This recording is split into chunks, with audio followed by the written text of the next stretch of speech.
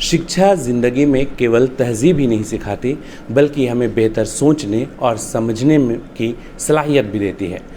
और जो सबसे बड़ी बात वो ये कि शिक्षा हमें एक बेहतर नागरिक बनने में बहुत अहम भूमिका निभाती है। ऐसे में शिक्षाविदों की भूमिका महत्वपूर्ण हो जाती है। आज हज़ारीबाग के ख़ास शिक्षाविदों में नाम जिनका शुमार है, मैं उनके साथ मौजूद हूँ और वो कोई नहीं बल्कि प्राचार्य हैं ओएसिस स्कूल के, जिनका नाम डॉक्टर एहसानुल हक है। बीते साल इन्हें एनटीए की जिम्मेदारी मिली थी और अब सीबीएसई के सिटी कोऑर्डिनेटर की जिम्मेदारी मिली है। साथ ही ज़िंदगी के कई ऐसे पहलू हैं जो अब तक आम दर्शकों के पास नहीं गई होगी। आज इन तमाम पहलुओं पर डॉक्टर एहसानुल हक से हम चर्चा करने वाले हैं। तो सर, आपका बहुत बहुत स्वागत है। Thank you very much. Sir, सबसे पहले तो आपको बहुत बहुत बधाई कि आप लगातार काम करते रहे बतौर प्राचार्य। आपने बहुत मेहनत की, उसके बाद आपको एनटीए की ज़िम्मेदारी मिली और अब सीबीएसई के सिटी कोऑर्डिनेटर की भी ज़िम्मेदारी मिल गई। तो ये दो चीज़ें होती हैं, एक तो काम का बढ़ना मतलब चुनौती का बढ़ना होता है, और एक होता है कि नई जिम्मेदारी के मिलने के बाद एक जो अलग खुशी होती है। ये दोनों में कितना फ़र्क आप देखते हैं सर? जी बिल्कुल, हर नई जिम्मेदारी अपने साथ एक चुनौती लेकर आती है और बहुत ही चुनौतीपूर्ण जिम्मेदारी है ये। और गत कुछ वर्षों से इस तरह की चुनौतियां हमें मिल रही है और बाखूबी हम इन चुनौतियों को निभा पा रहे हैं। जैसा आपने कहा, एक वर्ष पहले मुझे एनटीए में सिटी कोऑर्डिनेटर की जिम्मेदारी मिली थी। बहुत ही चैलेंजिंग जॉब था ये। बखूबी हम लोगों ने नीट का एग्ज़ाम कंडक्ट किया, CUET UG, CUET PG exam conduct किया। बहुत ही अच्छा एक्सपीरियंस रहा। जहाँ जिम्मेदारियाँ चुनौतीपूर्ण रहती है, वहाँ पे रिवार्ड्स भी बड़े होते हैं। शिक्षा, चूँकि आप सर शिक्षाविद हैं और मैं शिक्षा पे बात करूं, लेकिन मैं उससे पहले चाहता हूं कि जो हमारे दर्शक हैं जो इस वक्त देख रहे हैं SB लाइव हिंदी को, मैं चाहता हूं कि थोड़ी अपनी ज़िंदगी के बारे में हमारे दर्शकों से सर कुछ साझा करें प्लीज़। जी, एज अ स्टूडेंट बहुत कंसर्न था। मैं DAV पब्लिक स्कूल स्वांग का स्टूडेंट रहा हूँ, जो बोकारो ज़िले में पड़ता है। मैं बहुत कंसर्न था पढ़ाई को लेकर, और ख़ासकर हमारे शिक्षकों ने हमारा होलिस्टिक डेवलपमेंट को लेकर बहुत कंसर्न थे। तो हम लोगों का भी ध्यान कई सारे अरेनास पे था। पढ़ाई के अलावा मैं स्पोर्ट्स में, कला में और कई सारे डिफरेंट एक्टिविटीज़ में पार्टिसिपेट करता रहा। और ख़ासकर मेरा पसंदीदा था ड्रामेटिक्स। मैं शुरू से ड्रामेटिक्स क्लब का मेंबर रहा हूँ। कई सारे ड्रामास में मैंने पार्टिसिपेट किया है और कुछ ड्रामास तो कॉलेज लेवल में मैंने डायरेक्ट भी किया है। और उसके बाद पढ़ाई के अलावा पसंदीदा खेल वॉलीबॉल था।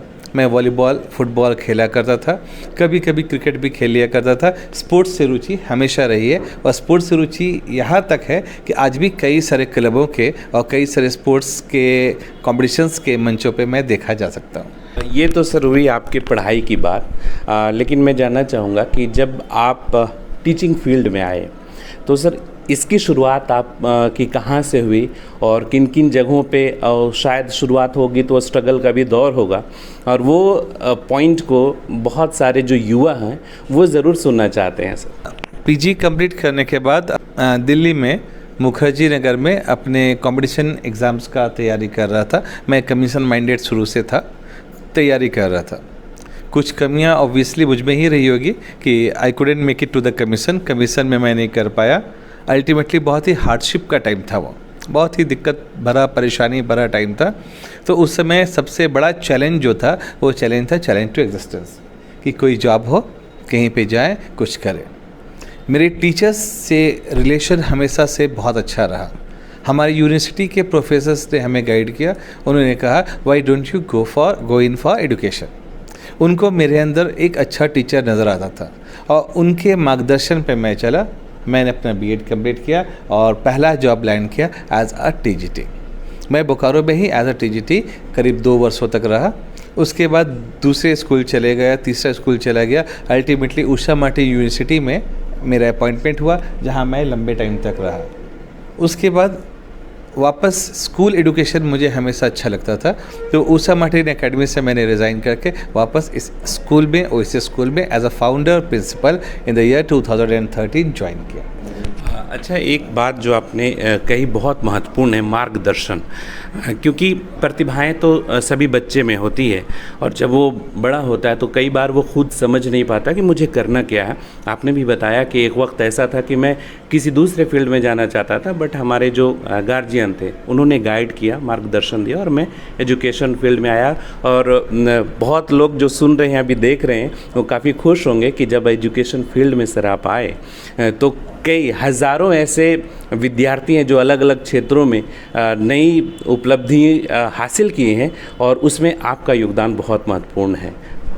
जी बिल्कुल, पीयर एजुकेशन को, टीचर्स गाइडेंस को हमेशा से मैंने बहुत महत्व दिया है। मैंने पर्सनल लाइफ में फील किया है कि पीयर लर्निंग बहुत इम्पॉर्टेंट होता है। हमेशा मैं अपने सीनियर्स के कांटेक्ट पे रहता था और कई सारे शिक्षकों से मार्गदर्शन लिया करता था। बहुत ही धन्यवाद मैं देना चाहूँगा अपने सारे सीनियर्स का, जिन्होंने हमेशा मुझे गाइडेंस दिया है।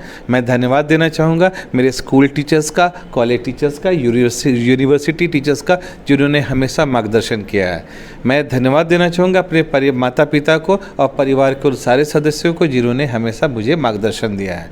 और आज के बच्चों से मैं हमेशा कहता हूँ कि पीयर लर्निंग बहुत इंपॉर्टेंट है और गाइडेंस फ्रॉम टीचर्स बहुत इंपॉर्टेंट है। प्रतिभा आपके अंदर होगी, लेकिन उस प्रतिभा का लोहा बनवाने के लिए आपको गाइडेंस की ज़रूरत है, और वो गाइडेंस निश्चित ही आपको अपने सीनियर से, अपने गार्डियन से और अपने टीचर से मिल सकते हैं। बिल्कुल सर, एक जो चीज़ और मैं जानना चाहूँगा आपसे वो ये कि कई बार हर की ज़िंदगी में प्रेरक घटनाएं होती है जो उसके लिए यादगार लम्हा बन जाता है।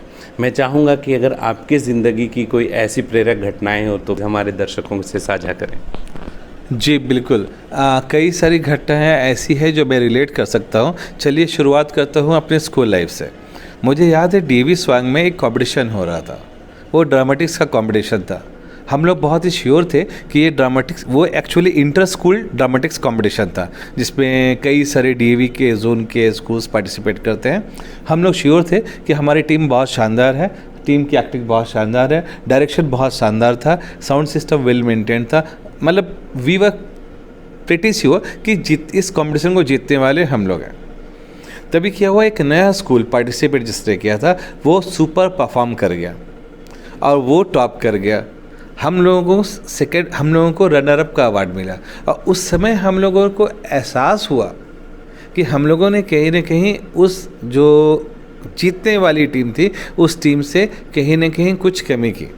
लेकिन ये बात इजीली बीइंग अ टीनेजर वो बात डाइजेस्ट नहीं होती थी। हमारे ड्रामा टीचर बहुत प्यार से हमारे पास आए और पूछे कि come on guys tell me what was the problem that you missed the first position. सारे लोग चुप।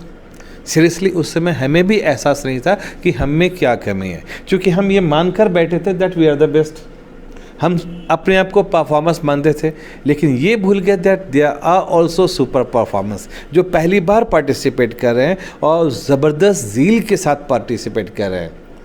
कई दिनों बाद हमारे टीचर्स ने हम लोगों को लेकर बैठे और बैठकर बात किया और बताना शुरू किया कि उनकी एंट्री ऐसी थी, उनका एग्ज़िट ऐसा था, उनकी पोजीशनिंग बहुत शानदार थी, उनका मेकअप हम लोगों से बेहतर था। और हम लोगों ने ये सीखा कि ऑब्वियसली जब कोई नया कॉम्पिटिटर आता है तो पुराने स्टैंडिंग कॉम्पिटिटर को ईज़िली पछाड़ सकता है। एक बहुत बड़ी लर्निंग वहाँ से मिली।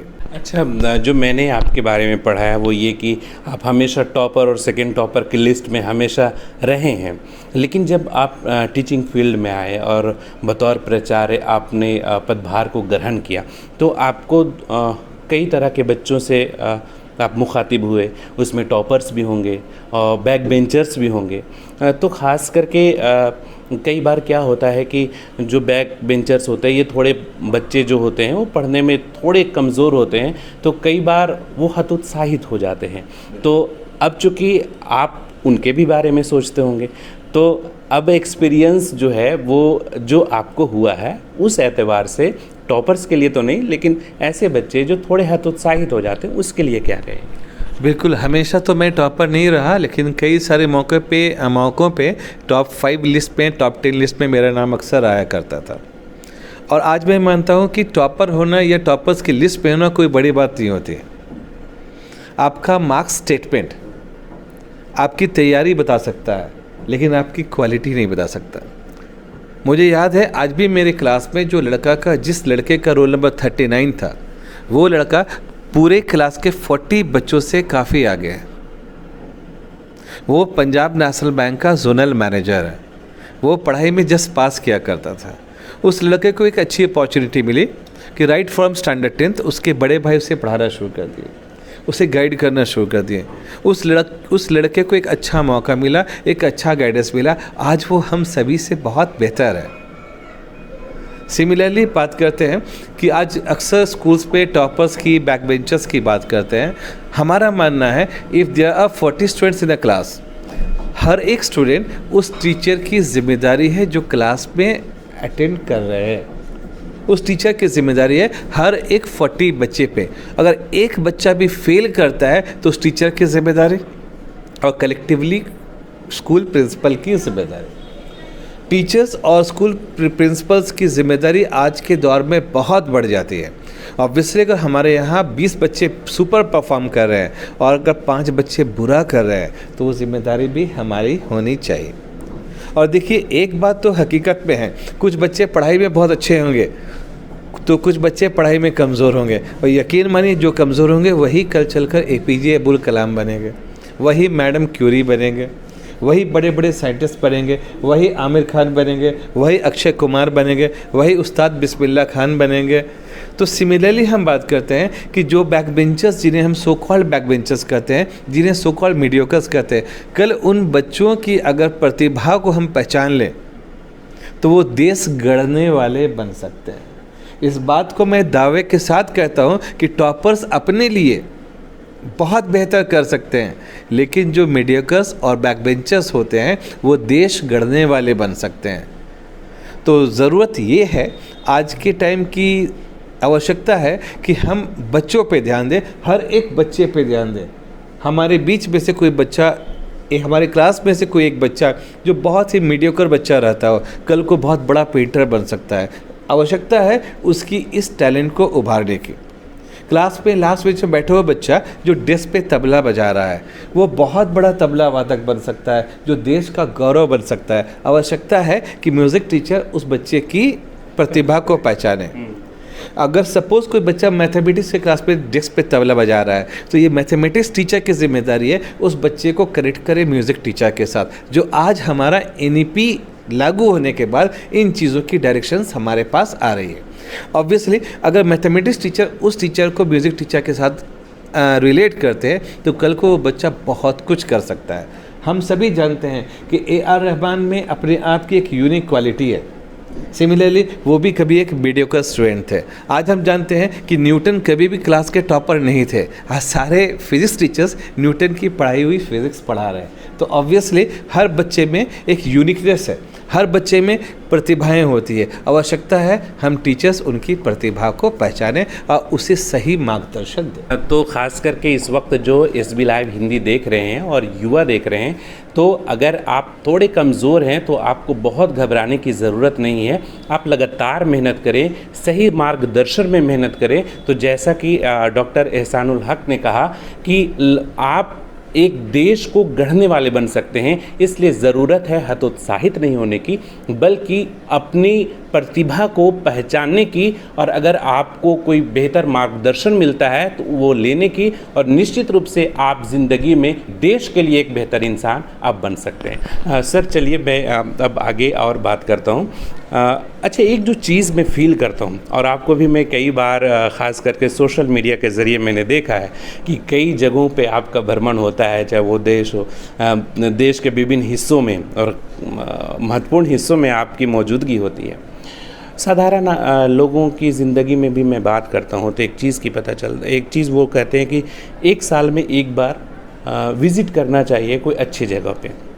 आपको भी मैं देखता हूँ, तो मैंने सोचा कि अगर इसके पीछे का कोई सही वजह पता चल जाए, क्या वाकई घूमना कितना मायने रखता है, ख़ास करके अभी के परिप्रेक्ष्य में भी मैं पूछ रहा हूँ सर आपसे। आज अगर बात करें तो मॉडर्न वर्ल्ड बहुत ही टफ लाइफ मॉडर्न वर्ल्ड में हम लोग जी रहे हैं। आज की लाइफ में स्ट्रेस है, आज की लाइफ में जिम्मेदारियां हैं, आज की लाइफ में कॉम्पिटिशन्स है, आज की लाइफ में एंग्जाइटी है। और उसके बावजूद भी आपको काम करना है। ऐसे में एक रिफ़्रेशमेंट चाहिए। तो लोग अपनी पसंद के हिसाब से अपना रिफ़्रेशमेंट ढूंढते हैं। जो संगीत प्रेमी होते हैं वो संगीत की ओर बढ़ते हैं, जो मूवी लोग पसंद करते हैं वो मूवीज़ देखते हैं, कुछ लोगों को फूल पत्तियाँ पसंद होती है वो गार्डनिंग में जाते हैं, पार्क में जाते हैं, कुछ फूडी होते हैं जो अच्छे रेस्टोरेंट्स में जाते हैं और ख़ुद को रिफ़्रेश करते हैं। सिमिलरली कुछ लोग मेरे तरह भी होते हैं जो घूमने के शौकीन होते हैं। तो अक्सर अपने हेक्टिक शेड्यूल से मैं एक छोटा सा इंटरवल लेता हूँ, 2 दिनों का, 3 दिनों का, और किसी जगह घूम कर आता हूँ। और ये मेरी एक हैबिट बनी हुई है for the last 15 to 18 years. मैं हर साल में 2 बार कहीं ना कहीं घूमने चले जाता हूँ। इसके पीछे भी एक बहुत इम्पॉर्टेंट सा रीज़न है। जब मैं घूमने जाता हूँ तो मुझे पर्टिकुलरली उस जगह का लैंग्वेज, उस जगह का कल्चर, उस जगह का जलवायु, उस जगह के लोगों के साथ इंटरेक्ट करने का मौका मिलता है। और ये मौका सिर्फ घूमने का नहीं है, सिर्फ आनंद लेने का नहीं है, सीखने का भी है। अक्सर मैं जहाँ जाता हूँ वहाँ से कुछ सीख कर आता हूँ। तो the world is a good place for learning. मेरे टीचर्स अक्सर कहा करते थे, if you want a child to learn, show him a book, he will learn from the book. And if you want a child to learn more, show him nature, he will learn from the sun, he will learn from the hills, he will learn from the desert, he will learn from the plains. मैं अपने teacher mister BN दास की इन बातों का अनुसरण करता हूँ और अक्सर घूमने जाता हूँ। और यकीन मानिए जब मैं घूमने जाता हूँ रिफ़्रेश होकर, तरोताज़ा होकर आता हूँ और साथ ही कई सारे लाइफ लेसन्स सीख कर आता हूँ। और ये लाइफ स्किल्स हमें हमेशा मोटिवेट करती रहती है। तो मैं सभी लोगों से कहना चाहता हूँ कि एक शॉर्ट ड्यूरेशन के लिए एक छोटा सा ब्रेक लें, और ये ब्रेक आपकी ज़िंदगी में एक नई ताज़गी लेकर आएगा और एक अच्छी लर्निंग माहौल भी बनाएगा। अच्छा, इसके पहले आप एनईपी की बात कर रहे थे और फिर दरअसल एक्चुअली ये बात आ गई। अभी एनईपी की बात हो रही है और कई जगहों पे आप बतौर जहाँ सेमिनार होता है तो बतौर वक्ता आप वहाँ पे जाते हैं। थोड़ा सा एनईपी पे भी हम चाहेंगे कि आप प्रकाश डालें, चूँकि बार बार मौका नहीं मिलता आपसे बात करने की। और ये जो सेमिनार्स होते हैं, ये कई बार जो कुछ बच्चों से जब हम लोग मिलते हैं तो कई बार वो सेमिनार्स में शामिल तो होते हैं बट वो ख़ुद को बोर फील करते हैं, या कई बार वो बैठ करके जो है वो बस झेलने की मुद्रा में होते हैं। तो सेमिनार्स वाकई कितना ज़रूरी होता है वो मुझे बताइए, और एनईपी के बारे में थोड़ा प्रकाश डालिए। बिल्कुल। As a research scholar in education मुझे अक्सर मौका मिलता रहता है डिफरेंट प्लेसेस विज़िट करने का, चाहे वो स्कूल्स हो, कॉलेजेस हो, यूनिवर्सिटीज़ हो, या फिर कई सारी ऑर्गेनाइजेशंस की कोई प्रोग्राम्स हो। वहाँ मौका मिलता है अपनी रिसर्च फाइंडिंग्स को शेयर करने का, दूसरे के रिसर्च फाइंडिंग्स को लर्न करने का। और बहुत ही खुशकिस्मत मैं हूँ कि एनईपी जब लागू होने वाला था उससे पहले गवर्नमेंट ऑफ इंडिया के इम्पॉर्टेंट 2 इवेंट्स पे मुझे बोलने का मौका मिला, अपने आइडिया शेयर करने का मौका मिला। और इनमें सबसे ज़्यादा मैं इंस्पायर्ड अगर हूँ तो फ़िलीपींस के एजुकेशन सिस्टम से, पोलैंड के एजुकेशन सिस्टम से। वहाँ का एजुकेशन सिस्टम बहुत पिछड़ा हुआ था, लेकिन वहाँ के यंगस्टर्स ने जब एजुकेशन सिस्टम को अपने हाथों में लिया, वहाँ के रिवॉल्यूशनरीज ने जब एजुकेशन सिस्टम को अपने हाथों में लिया, वहाँ के एजुकेशन सिस्टम बहुत ही स्ट्रांगली बढ़ता जा रहा है। हम किसी कंट्री से कंपैरिजन की बात नहीं करते हैं, लेकिन एक बात अगर आप गौर कर देखें तो अमेरिका का एजुकेशन सिस्टम चाइना के एजुकेशन सिस्टम से बहुत भिन्न है। आप अगर जापान के एजुकेशन सिस्टम को देखेंगे तो जापान का एजुकेशन सिस्टम तंजानिया के एजुकेशन सिस्टम से बहुत डिफरेंट है, and each of them have uniqueness. अभी रिसेंटली मेरे एक फ्रेंड केनिया गए हैं, वो एजुकेशन में ही रिसर्च स्कॉलर है। उन्होंने जो फाइंडिंग्स मुझे बताया, उन्होंने जो इंटरप्रेशंस वहाँ से निकाले, दे वर क्वाइट अमेजिंग। केनिया के लोग बुक्स से ज़्यादा अपनी इन्वायरमेंट से पढ़ रहे हैं। अभी कुछ देर पहले मैंने बात कहा कि मेरे टीचर ने कहा था अगर आप किसी को पढ़ाना चाहते हो बुक्स दे दो, अगर किसी को बहुत ज़्यादा पढ़ाना चाहते हो आप नेचर से कनेक्ट कर दो। एक इंसान नेचर से बहुत कुछ सीखता है। तो ऑब्वियसली आज हम जानते हैं कि जब एनईपी लागू हुआ तो उसके पहले बहुत रिसर्च हुआ, कई सारे लोगों की रिसर्च फाइंडिंग्स जमा हुई। गवर्नमेंट ने बहुत मेहनत किया और ऑब्वियसली आज एनईपी लागू करने के बाद कई सारे रिवॉल्यूशनरी चेंजेस हमारे यहाँ आ रहे हैं जो निश्चित ही हमारे स्टूडेंट्स के लिए फ्रूटफुल साबित होंगे। एक छोटा सा एग्जांपल लीजिए, सपोज मैं एक स्टूडेंट हूँ, मेरे 5 सब्जेक्ट्स हैं स्कूल लेवल में, English, Hindi, mathematics, science, social science. Suppose 4 subjects पे मैं बहुत अच्छा हूँ, मैथमेटिक्स मेरा बहुत बुरा है, मेरी पढ़ाई डिस्ट्रॉय हो गई। और अक्सर लोग ये मानते हैं कि मैथमेटिक्स पढ़ने वाले बच्चे बहुत अच्छे होते हैं। आज एनईपी के लागू होने के बाद ये चॉइस बच्चों को मिलती है कि वो मैथमेटिक्स को ड्रॉप करके वहाँ म्यूज़िक ले लें, वो मैथमेटिक्स को ड्रॉप करके वहाँ पे फिजियोथेरेपी ले लें, मैथमेटिक्स को ड्रॉप करके आज जो most required element of the future है जिसे वेलनेस कहते हैं वो ले लें। तो ऑब्वियसली बच्चे अपनी ज़िंदगी को बढ़िया से गढ़ सकेंगे। जो सब्जेक्ट उसे नहीं पसंद है उसे चेंज कर सकते हैं। आज बच्चे ने 11th में कोई सब्जेक्ट लिया, वो 12th पे उसे चेंज कर सकते हैं। बहुत बड़ा फ़ायदा है। एक बच्चा ग्रेजुएशन 2nd ईयर में है, वो 3rd ईयर में चेंज कर सकता है सब्जेक्ट अपना, वो अपने रुचि के हिसाब से पढ़ेगा। और जब बच्चा अपने रुचि के हिसाब से पढ़ेगा, ऑब्वियसली कल इन्हीं बच्चों में हमें बड़े बड़े साइंटिस्ट मिलेंगे। और आप जानते हैं हिंदुस्तान शोध के लिए जाना जाता है, रिसर्च के लिए जाना जाता है। आज जो हमारे यहाँ ह्यूमन पॉपुलेशन है, ये ह्यूमन पॉपुलेशन हमारे लिए एक एसेट है। कल हमारे यहाँ कई सारे रिसर्चर्स मिलेंगे, कई सारे स्कॉलर्स मिलेंगे, कई सारे साइंटिस्ट मिलेंगे, कई सारे सोशल साइंटिस्ट मिलेंगे जो ना सिर्फ हिंदुस्तान की बल्कि वो पूरी दुनिया में एक बहुत बड़ा मिसाल बनेंगे कि उसने मानवता का मदद किया है। आज हम देखते हैं कॉमन लोग कई सारी बीमारियों से ग्रसित हैं। सर दर्द बहुत कॉमन सी बीमारी है, पैरों का दर्द बहुत कॉमन सी बीमारी है, पेट का खराब होना बहुत सारी बीमारी है, चिड़चिड़ापन बहुत कॉमन सी बीमारी है, एंग्जाइटी बहुत कॉमन सी बीमारी है।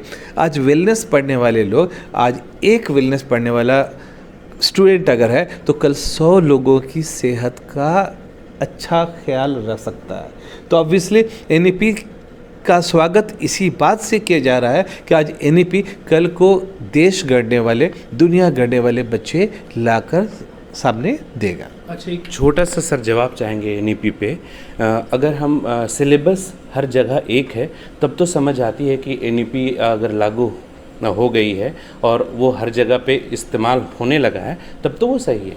लेकिन जब हम उच्च शिक्षा की बात करते हैं, यूनिवर्सिटी लेवल पे हम बात करते हैं, तो सिलेबस की भिन्नता एक बड़ा फैक्टर होता है। उस कंडीशन में जो है वो बच्चों को परेशानियों का सामना करना पड़ सकता है। बिल्कुल शमीम जी, आज खासकर यूनिवर्सिटी लेवल में कई सारे चांसलर्स, कई सारे वाइस चांसलर्स, कई सारे प्रोफेसर्स इन बातों को कह रहे हैं कि डाइवर्सिफिकेशन जब हो गया है एजुकेशन में, तो हमारे यूनिवर्सिटी में 4 बच्चे आ रहे हैं, वो पर्टिकुलरली होम साइंस का एक पर्टिकुलर टॉपिक लेकर आगे बढ़ना चाह रहे हैं। 2 बच्चे आ रहे हैं वो डायरेक्शन में बढ़ना चाह रहे हैं। एक बच्चा आ रहा है जो आर्टिफिशियल इंटेलिजेंस में बढ़ना चाह रहा है। तो नॉर्मली पहले का सिस्टम ये था कि हमारे पास 40 बच्चे होते थे, 50 बच्चे होते थे, सबको एक ही सब्जेक्ट पढ़ाना। तो आज एनईपी का जब नॉर्म्स आ गया है तो आज डायरेक्शंस दिए गए हैं, डायरेक्टिव्स दिया गया है सारे यूनिवर्सिटीज़ को कि आप अपने यहाँ इस तरह की सिस्टम रखें जहाँ बच्चों को हम फैसिलिटेट कर पाए। थोड़ी चैलेंजिंग ज़रूर है, लेकिन यकीन मानिए अगर 1-2 साल हम लोग मेहनत कर ले तो जिन छोटे छोटे बच्चों पे हम मेहनत कर रहे हैं वही छोटे छोटे बच्चे कल देश गढ़ने वाले बन जाएंगे।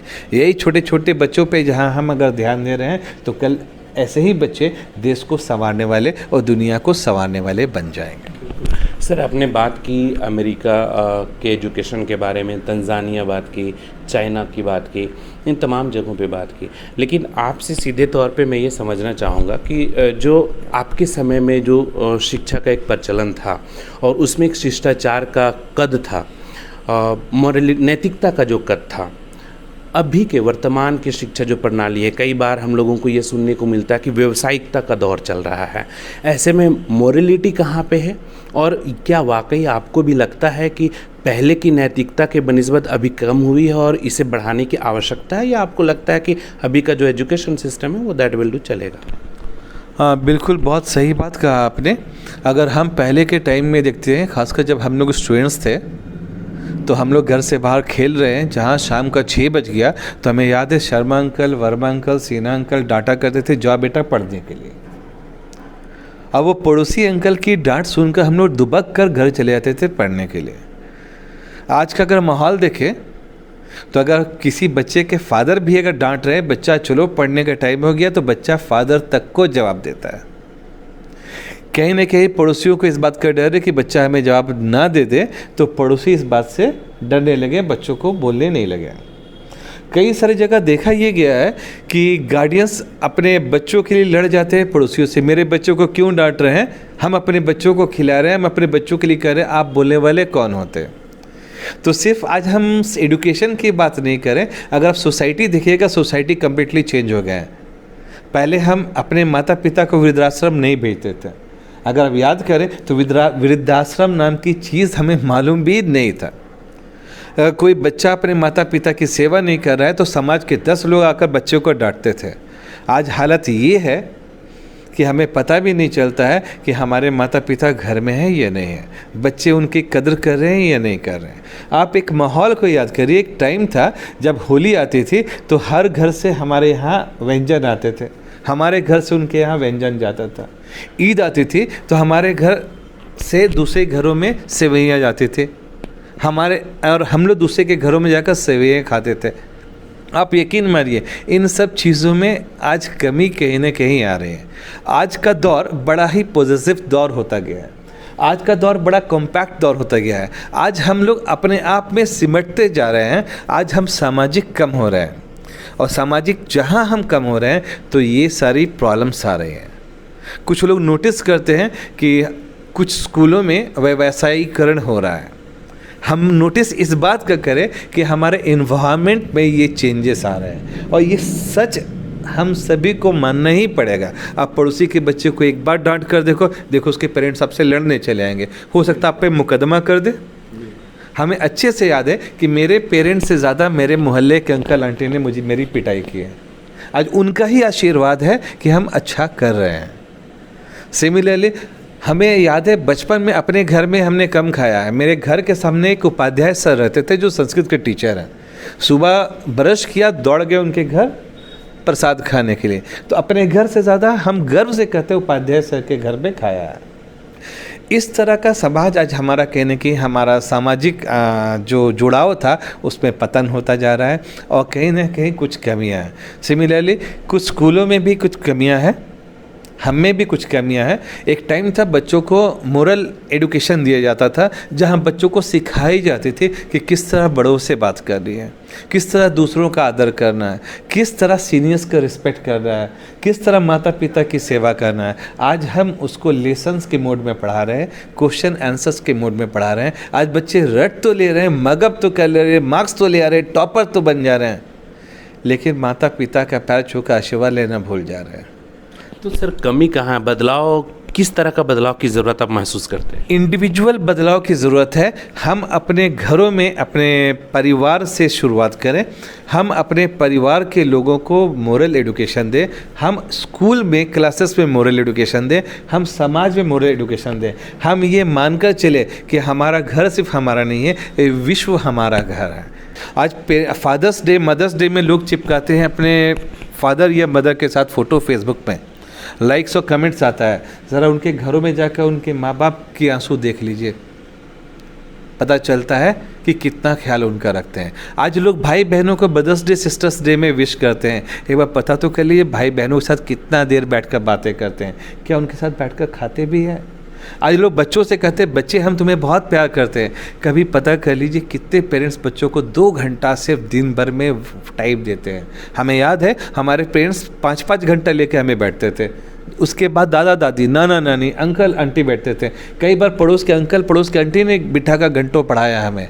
आज पता कर लिए क्या पेरेंट्स 1 घंटे भी बच्चों को टाइम देते हैं। तो बदलाव परिवार से करना पड़ेगा, और ऑब्वियसली हम स्कूल वाले जो भी स्कूल लीडर्स हैं इसमें एक बड़ा चेंज ला सकते हैं। हम बच्चों को सिर्फ बुकिश एडुकेशन ना दें, बच्चों में ये क्वालिटीज़ डालें, बच्चों में ये सिखाएं कि मोरालिटी क्या होती है, वैल्यूज़ क्या होता है। जब बच्चे वैल्यूज़ समझेंगे, एम्पैथी समझेंगे, तो ऑब्वियसली हम एक बढ़िया समाज गढ़ सकते हैं।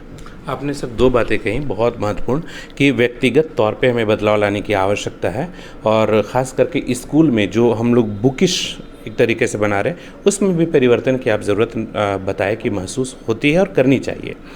अब हम सीधे सर, चूँकि आप इस स्कूल के फाउंडर भी रहे हैं ओएसिस स्कूल के, और बतौर प्राचार्य आप सेवा दे रहे हैं यहाँ पर, मैं सीधे तौर पे स्कूल पे ही अब आता हूँ और स्कूल में जानना चाहता हूँ, चूँकि आपने भी बताया कि मुझे ड्रामा से बड़ा शौक़ रहा है, खेल में भी हमारी जो है रुचि बहुत रही है, तो पढ़ाई के इतर, चूँकि स्कूल है तो जाहिर सी बात है कि अच्छी पढ़ाई होनी लाजमी है, पढ़ाई के इतर खेल के क्षेत्र में, कला के क्षेत्र में स्कूल में किन उपलब्धियों को हासिल किया और किस तरफ आप आगे बढ़ रहे हैं उस दिशा में से? जब 2013 में हमारे स्कूल की नींव रखी गई थी, 17 बच्चे उस समय हमारे स्कूल में थे। पेरेंट्स से मैंने वादा किया था कि आपके बच्चों का हॉलिस्टिक डेवलपमेंट होगा, और वो हॉलिस्टिक डेवलपमेंट का रिपोर्ट कार्ड 1 साल के एंड में आपको हम दिखाएंगे। उस वादे पे हमने साल भर काम किया। साल भर बाद उन बच्चों को पेरेंट्स के सामने खड़ा किया और दिखाया कि हमने क्या पढ़ाया है। पर्टिकुलरली हमने इन चीज़ों पे ध्यान दिया कि एक बच्चा जो हमारे क्लास में है वो उसमें रीडिंग एबिलिटी हो, क्योंकि आज की डेट पे रीडिंग एबिलिटी घटता जा रहा है, उसमें राइटिंग एबिलिटी हो। आज की डेट पे आप देखेंगे मोस्टली बच्चों की राइटिंग एबिलिटी घटती जा रही है, खासकर जब बच्चे मोबाइल में टेक्स्ट करते हैं, कंप्यूटर्स लैपटॉप्स में टेक्स्ट करते हैं, तो राइटिंग एबिलिटी घटती जा रही है। हमने बच्चों में दिखाया सोचने की एबिलिटी हमने किस तरह बढ़ाने की कोशिश की। आप देखेंगे हमारे स्कूल में एक छोटा सा गार्डन बना हुआ है। बच्चों को जब हम 5 काइंड्स ऑफ प्लांट्स पढ़ाते हैं क्लास में, तो गार्डन ले आकर बाकायदा दिखाते हैं। आइडेंटिफाई तो करो कौन सा प्लांट है। आज के बच्चे ऐसे भी हैं जो 5 फलों के नाम बता देंगे, लेकिन फलों को आप सामने रख दें शायद ना पहचान पाए, फलों के पेड़ पौधों को ना पहचान पाए। रियल एजुकेशन का मतलब है बच्चों की आइडेंटिफिकेशन, बच्चों का थॉट प्रोसेस। तो ये थॉट प्रोसेस पे हम लोगों ने काम किया, बच्चों पे काम किया, और आज उन्हीं पेरेंट्स का 17 पेरेंट्स का सपोर्ट था कि आज स्कूल में 2500 प्लस बच्चे हैं। और एडमिशन्स के टाइम में पर्टिकुलरली कभी कभी मैं भी घबरा जाता हूँ, इतने सारे बच्चे आ गए। तो ऑब्वियसली एक बहुत इम्पॉर्टेंट बात है, पार्टिसिपेटरी मेथोडोलॉजी ऑफ टीचिंग हमने अपने क्लासेस में करवाया।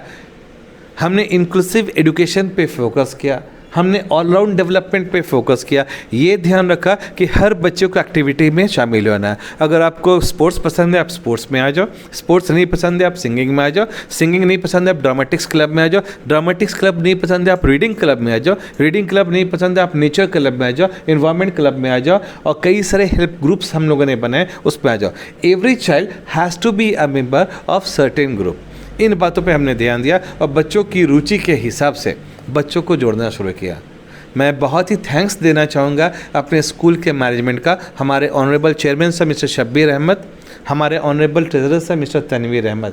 वो विजनरी लीजेंड्स हैं जिन्होंने एक सपना देखा था एक कामयाब स्कूल का, और उनके सपने को साकार करने की जिम्मेदारी हम लोगों पर रखी थी। तो मैं अलॉन्ग विथ माई 67 टीचर्स इस जिम्मेदारी को निभाने में लगे हुए हैं। हाँ, हमारा मार्क्स क्या आया है वो आपके सामने है, और ऑब्वियसली इस तरह हम लोग लगे हुए हैं। आज आप देख सकते हैं कि हमारे स्पोर्ट्स के क्षेत्र में हमारे 6 बच्चों का चयन CCL में हुआ है। डिस्ट्रिक्ट खेले हुए कई सारे बच्चे हमारे हैं। आप देख सकते हैं कि हमारे यहाँ मार्शल आर्ट की अच्छी ट्रेनिंग दी जाती है। आप देख सकते हैं कि हमारे बच्चे 72 बच्चे ओलंपियाड्स में अपना डंका बजवाए हैं। लास्ट टाइम VVM में स्टेट लेवल में 7 बच्चों ने अपना लोहा मनवाया था। 2 बच्चों ने इंस्पायर अवार्ड में जीत हासिल की है। एक नए स्कूल के लिए इतनी सारी अचीवमेंट्स काफ़ी होती है। जब आप स्कूल के एनुअल प्रोग्राम्स में आएंगे तो आप देखेंगे जो ड्रामास हमारे स्कूल में प्रेजेंट होते हैं, ऑब्वियसली वो ड्रामास बाकी स्कूलों से थोड़ा हट कर होते हैं। हम करंट मुद्दों पर ड्रामा लिखते हैं, बच्चों को सिखाते हैं, डायरेक्शन देते हैं और करते हैं। अब सिंगिंग के क्षेत्र में आएंगे तो देखेंगे कि हम लोग फोक और क्लासिकल पे खास ध्यान देते हैं, और साथ में मॉडर्न और जैज़ को भी हम लोग उतनी ही तवज्जो देते हैं। जब डांसिंग पे हम लोग आते हैं तो कई सारे आयाम को हम लोग छू कर जाते हैं। सिमिलरली जब रीडिंग क्लब में हम आते हैं तो हमारे स्कूल में बच्चे सिर्फ इंग्लिश के बुक्स नहीं पढ़ते हैं। आप देखेंगे संस्कृत के कई सारे रिच बुक्स हैं, हिंदी के कई सारे रिच बुक्स हैं, और बच्चे कई सारे मल्टीपल लैंग्वेजेस पढ़ रहे हैं। ऑब्वियसली ज्ञान, इस ब्रह्मांड में ज्ञान का समंदर है, और समंदर में जितने मोती हम छूते जाएंगे उतने नॉलेज और मिलते जाएंगे। और बच्चों को हम यही सिखाते हैं आप अपना नॉलेज पर्टिकुलर स्फीयर्स में बढ़ाओ। एक छोटे से एग्जांपल देते हैं। अभी हाल फिलहाल में हम लोगों ने 1, 2, 3 के बच्चों को कहा कि आप 20 पत्ते कहीं से कलेक्ट करके लाओ, जो पत्ते पेड़ पौधों से गिरे हुए, तोड़ना नहीं है। बच्चों ने वो पत्ते कलेक्ट करके लाए। आइडेंटिफाई करो किन पेड़ों के पत्ते हैं, इनका यूजेज क्या है। और ऑब्वियसली आप यकीन मानेंगे, इस एक्टिविटी में सिर्फ बच्चे नहीं, उनके माता पिता को मैं धन्यवाद देना चाहूँगा, उनके भाई बहनों को धन्यवाद देना चाहूँगा, उनके अंकल आंटी को धन्यवाद देना चाहूँगा। वो सब लग गए और बच्चे को सिखाने में लगे। तो हमने सिर्फ पत्ते कलेक्ट करवाए बच्चों से। रियल एजुकेशन उनके माता पिता ने दिया, उनके भाई बहनों ने दिया, उनके अंकल आंटी ने दिया, उनके नाना नानी ने दिया, दादा दादी ने दिया, और फैसिलिटेटर हम बन गए। आज हमारे बच्चे उन पत्तों को देखकर पहचान सकते हैं। आपको एक और अच्छी बात बताते हैं कि हमारे स्कूल के पीछे एक पेड़ है, आम का पेड़। उस पेड़ पे एक उल्लू आकर के बैठा हुआ था, और शायद वो उल्लू चोटिल था, वो 2 बार गिरा। तो उस समय महसूस हुआ कि हाँ उल्लू आया है। तो हमने वन विभाग को इन्फॉर्म किया, और एक हमारे वरिष्ठ पत्रकार है मुरारी सिंह जी, तो उनको बुलाया, चूँकि वो इन मामलों में बहुत जानकार है। तो उन्होंने बच्चों को बताया ये उल्लू किस प्रजाति का है, ये उल्लू क्यों चोटिल हुआ, उसे वन विभाग सौंपा, उल्लू की किस तरह सेवा कर सकते हैं। और यकीन मानिएगा, वन कर्मियों के सामने हमारे बच्चों ने जब उल्लू की सेवा किया, तो जो बच्चे उल्लू से डरते थे वो उल्लू से प्यार करने लगे। तो इन्वायरमेंट कंजर्वेशन का एक लिविंग एग्जाम्पल था। मैं थैंक्स देना चाहूँगा हमारे कई सारे स्टेक होल्डर्स को, जो आकर हमारी मदद करते हैं और हमारे बच्चे सीखते हैं। एक इम्पॉर्टेंट बात और बताऊंगा, अभी हाल फिलहाल में हमारे स्कूल में एक डिबेट हुआ था। डिबेट का टॉपिक था, आज हमारे जो बड़े बुज़ुर्ग हैं, आज उनकी अनदेखी हो रही है, इसका ज़िम्मेदार कौन। और जो पैनल हमने बनाया था, हमने अपने ही आज हज़ारीबाग के कई वरिष्ठ लोगों को बुलाया था, जिनको पैनल में बिठाया और बोला कि आप बच्चों की इस डिबेट को मार्क्स दें। एक बच्चा स्टैंडर्ड 6 का खड़ा होकर कहता है कि आज हमारे पेरेंट्स की या बड़े बुजुर्गों की जो अनदेखी हो रही है, उसके ज़िम्मेदार हम खुद हैं, क्योंकि हम बच्चों को बचपने से right from LKG highly competitive बनाना चाहते हैं कि मेरा बच्चा दूसरे के बच्चों से सुंदर दिखे, मेरा बच्चा दूसरों के बच्चों से अच्छा कपड़े पहने, मेरा बच्चा दूसरे बच्चों से अच्छे स्कूल में पढ़े, मेरा बच्चा ये मार्क्स लाए, मेरा बच्चा वो ग्रेड लाए। सब कुछ सिखाते हैं, IIT करना सिखाते हैं, मेडिकल करना सिखाते हैं, IAS बनना सिखाते हैं। ये कभी नहीं सिखाते हैं कि तुम्हें माँ बाप को भी पलट कर देखना। तो ज़िम्मेदार हम खुद हैं जो अपने बच्चों को आज ये चीज़ें नहीं सिखाएं। और हमने देखा कि 8 बुज़ुर्ग हमने बुलाए थे उस एज अ पैनल, उन बच्चों को मार्किंग करने के लिए। बुज़ुर्गों की आंखों में आंसू देखा। आज हमें पता चला एक स्टैंडर्ड 6 के बच्चे से कि आज अगर पेरेंट्स की अनदेखी हो रही है, बड़े बुजुर्गों की अनदेखी हो रही है, तो ज़िम्मेदार हम खुद हैं। इस तरह पार्टिसिपेटरी मेथडोलॉजी ऑफ टीचिंग जहाँ होती है, वहाँ टीचर सिर्फ लर्न नहीं करते, लर्न एंड री लर्न करते हैं, जहाँ बच्चों को बोलने का मौका होता है। और हमारे यहाँ एक अच्छी बात ये है कि जब भी हम डिबेट्स करवाते हैं तो लैंग्वेज की आज़ादी देते हैं कि that a child can speak in any language. बच्चे बांग्ला में बोल सकते हैं, बांग्ला नोइंग टीचर्स हमारे हैं। बच्चे कन्नड़ में बोल सकते हैं, कन्नड़ नोइंग टीचर हैं। बच्चे हिंदी में बोल सकते हैं, बच्चे उर्दू में बोल सकते हैं। तो इस चीज़ों की आज़ादी मिलती है और बच्चे खुलकर बोलना सीखते हैं। बिल्कुल सर, इसलिए मैंने नैतिकता की बात छेड़ी थी। और दरअसल चूँकि स्कूल जो होता है वो पूरे मुआशरे को बेहतर बनाता है, और इसीलिए नैतिकता तो व्यक्तिगत तौर पे ज़रूरी है, जैसा कि आपने बताया भी और कहा भी कि स्कूलों में भी इसकी बहुत अहमियत है, और आप अपने स्कूल में ख़ास करके इस पर तवज्जो दे रहे हैं। अब सर आखिरी सवाल हमारा ये है कि चूँकि हम शिक्षा देते हैं, तब हमसे उम्मीदें भी बढ़ जाती है। सामाजिक दायित्वों के अगर मद्देनज़र हम बात करें, तो स्कूल स्तर पे आप सामाजिक दायित्वों के मद्देनज़र सर किस तरह के काम कर रहे हैं? बिल्कुल, जब स्कूलों की बात करते हैं या एजुकेशनल इंस्टीट्यूशंस की बात करते हैं, तो एजुकेशनल इंस्टीट्यूशंस इस प्रॉमिस के साथ आते हैं that apart from imparting educations and inculcating values in students, हम सामाजिक दायित्वों को भी निभाएंगे। तो हमारा सोशल कॉजेस भी होगा। हमें गर्व है कि O A C school right from its beginning अपना सामाजिक दायित्व निभाता रहा है। आप देख सकते हैं कि कोविड के टाइम में, शमीम जी शायद उस समय रिपोर्ट्स आप भी ले रहे थे कि कोविड के टाइम में हमारे स्कूल के टीचर्स, हमारे स्कूल के मैनेजमेंट के मेंबर्स, ये सभी फूड पैकेट्स उन लोगों को बांट रहे थे जिन्हें ज़रूरत थे। और बड़ी गर्व के साथ हम कह सकते हैं कि हमने अपना दायित्व निभाया और हमने मोर देन 2000 फूड पैकेट्स बांटा, जो स्कूल के फंड से था। सिमिलरली आप देख सकते हैं कि लास्ट ईयर हम लोगों ने प्लांटेशन ड्राइव चलाया था और कई सारे ग्रामीण इलाकों में हमने फलाहार पौधे लगाए जिनसे लोगों को बेनिफिट हो गए। सिमिलरली आप देख सकते हैं कि हमारे स्कूल में आज 16 बच्चे पढ़ रहे हैं जिनके फादर मदर नहीं हैं। तो उन अनाथ बच्चों को स्कूल ने गोद ले रखा है, सिर्फ 10 तक की पढ़ाई के लिए नहीं, सिर्फ 12 तक की पढ़ाई के लिए नहीं, उनके पूरे फ्यूचर के लिए स्कूल ने गोद ले रखा है। ये स्कूल सामाजिक दायित्व अपना निभा रहा है। और सबसे बड़ी सामाजिक दायित्व की अगर हम बात करें तो हम गढ़ रहे हैं कल के वैसे बच्चे जो बच्चे अनुशासन प्रिय होंगे, जो बच्चे समाज में एकजुटता लेकर चलेंगे, जो बच्चे माता पिता का, अपने पड़ोसियों का, अपने गुरुजनों का आदर सम्मान करेंगे और जो बच्चे कल अपने दिलों में देशभक्ति जगाए रखेंगे। बस सर, आखिर में बच्चों के लिए भी और अभिभावकों के लिए भी आपकी तरफ का जो संदेश है वो क्या होगा?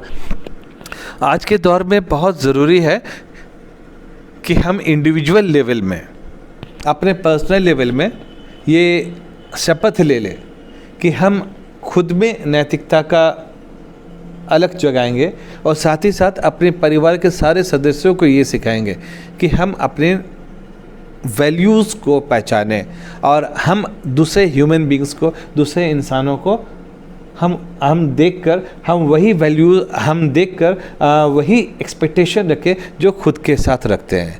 एक छोटी सी मिसाल है, अगर हमारे पास बहुत अच्छा खाना है तो कोई बात नहीं, हम अच्छा खाना एंजॉय करें, लेकिन अपने अच्छे खाने को देखकर किसी गरीब को ना ललचाएं। हमारे पास अच्छे कपड़े हैं, हम अच्छे कपड़े पहने, दूसरे गरीब को ना ललचाएं। सिमिलरली अगर हमारे पास पैसा है तो दूसरे गरीबों को हम परेशान ना करें। हम एक पर्टिकुलर कम्युनिटी से बिलोंग करते हैं तो दूसरी कम्युनिटी को बुरा भला ना कहें। हम नैतिकता का पाठ अपने घर से शुरू करें। हर इंडिविजुअल अगर नैतिकता का पाठ अपने घर से शुरू करता है, हमें यकीन है सिर्फ 10 दिन चाहिए, देश में एक ज़बरदस्त बदलाव आएगा। लेकिन अगर हम दूसरों को नैतिकता का पाठ पढ़ाते रहेंगे, हम खुद नैतिकता का पाठ नहीं पढ़ेंगे, यकीन मानिए 10 सदी भी कम पड़ जाएगा। तो नैतिकता का पाठ हम खुद से शुरू करें। And as school leaders and as teachers ये हमारी जिम्मेदारियां हैं कि हम बच्चों को नैतिकता सिखाएं। कॉम्पिटिटिव हो बच्चे, लेकिन बहुत अच्छे से कॉम्पिटिटिव हो। हमें आज भी याद है वो दिन जब दिल्ली यूनिवर्सिटी में स्टूडेंट यूनियन का इलेक्शन होता था। तो प्रेसिडेंट के 2 कैंडिडेट सामने सामने आ रहे हैं, उधर से वो कैंडिडेट उसका नारा लगा रहा है, ये कैंडिडेट इसका नारा लगा रहा है, और सामने जैसे हैं तो दोनों जो कैंडिडेट्स प्रेसिडेंट के इलेक्शन में खड़े हो रहे हैं, प्रेसिडेंशियल कैंडिडेट्स आपस में गला मिलकर जाते थे। कितना प्यारा टाइम था वो। और आज देखिए, अगर यहाँ इलेक्शन किसी स्कूल कॉलेज में हो रहा है तो यहाँ लाठी डंडे लेकर के आते हैं। तो नैतिकता का पाठ हम अपने घर से शुरू करें, हम इंडिविजुअल लेवल से शुरू करें। यकीन मानिए सिर्फ 10 दिन काफ़ी है। अगर हम नैतिकता अपने अंदर अपनाना शुरू कर दें तो हमारे देश में ही नहीं, विश्व में एक बड़ा बदलाव आएगा, जो वक्त की ज़रूरत है। चलिए सर, बहुत बहुत धन्यवाद हमसे बात करने के लिए। तो ये थे ओएसिस स्कूल के प्राचार्य डॉक्टर एहसानुल हक, जिन्होंने साफ तौर पर कहा कि बच्चों में जो भी रुचि है उस रुचि के हिसाब से अभिभावकों को चाहिए कि उस दिशा में अपने बच्चों का मार्गदर्शन करें। साथ ही नैतिकता जो बहुत बड़ा बिंदु बन चुका है इस वक्त, वो इन्होंने साफ तौर पर कहा कि इसकी शुरुआत व्यक्तिगत तौर पर अगर किया जाए तो वाकई महज 10 दिनों में एक बड़ा बदलाव देखने को मिल सकता है। Subscribe now and press the bell icon. Never miss an update.